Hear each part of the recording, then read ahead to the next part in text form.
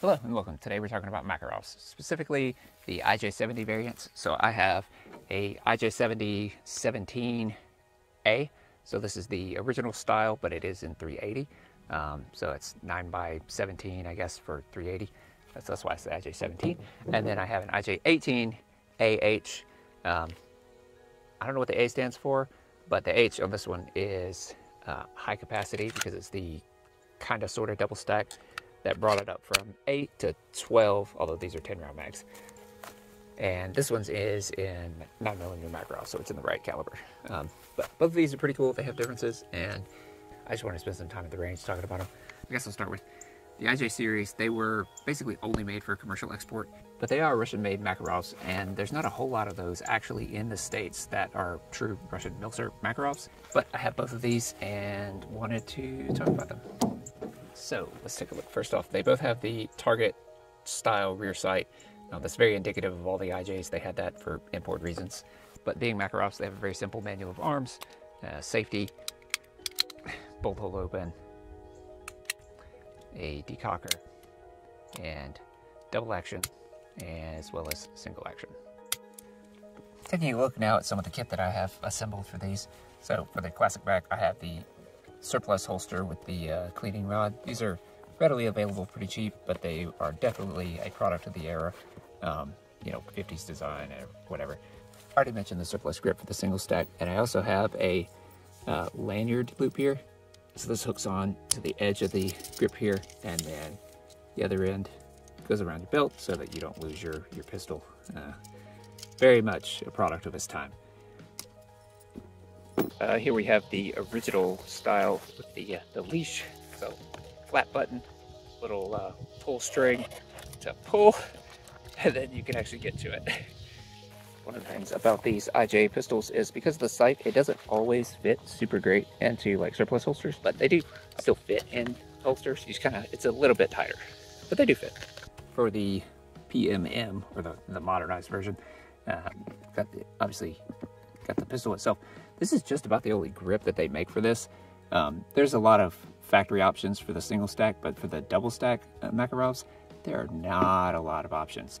But it's this black polymer and these double stack mags. These are actually not original mags.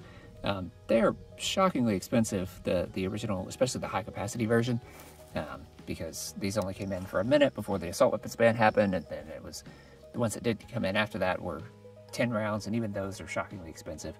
These are, I think, actually Pro Mag. I haven't shot it a whole lot, but they seem to work pretty okay. And then I grabbed a holster.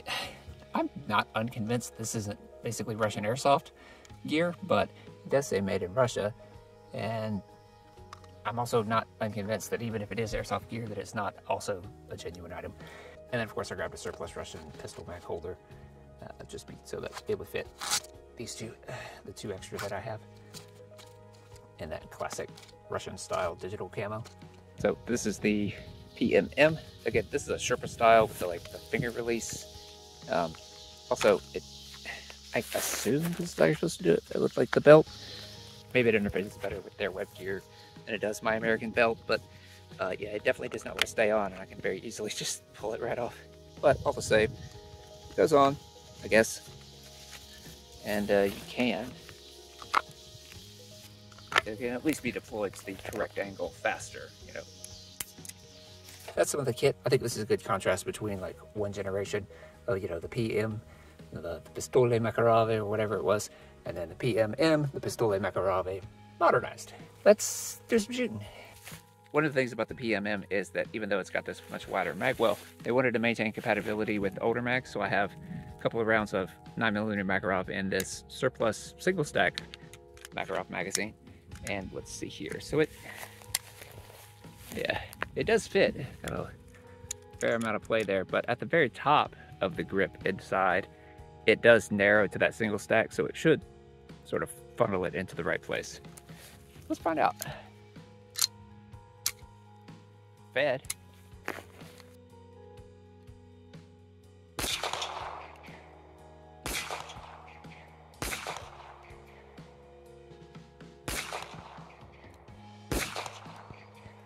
it does look like, yeah, it would actually fit and feed out of the single stack, so it's good to know. Also, this is the same magazine that I use with my 380. It seems like 380 and 9mm Makarov magazines, as far as these kinds of pistols, seem interchangeable. People talk about the 9mm Makarov basically just being like plus P plus 380, but having a Makarov in 9mm Makarov as well as one in 380, the 380 is significantly more comfortable to shoot. It doesn't seem like it's just like a 10% or whatever difference. It's significantly more comfortable. So I'm gonna try to do some recoil comparison and maybe we can see that.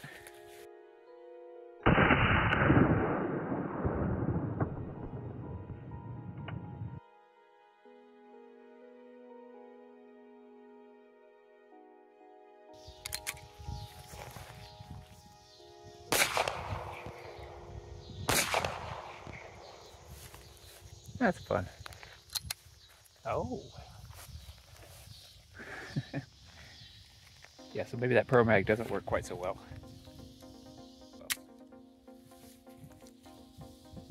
These sights are awful. So incredibly small and hard to see.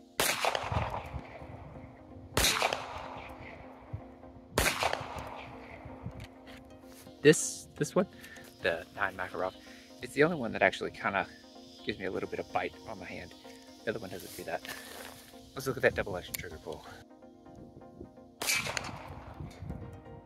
That's really long and heavy.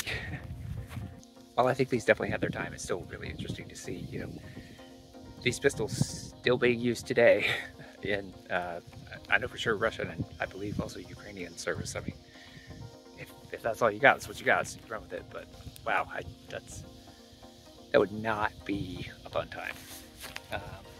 Yeah, super neat pistols. I like them both.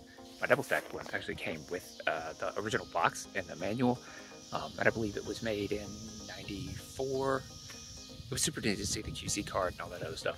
Normally I don't care about for boxes and stuff, but for something a bit older that has one, it's at least neat to see.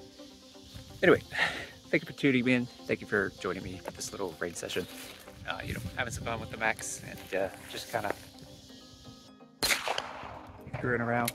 Thank you for tuning in, and hopefully you learned something or at least found this enjoyable. And I'll see you next time.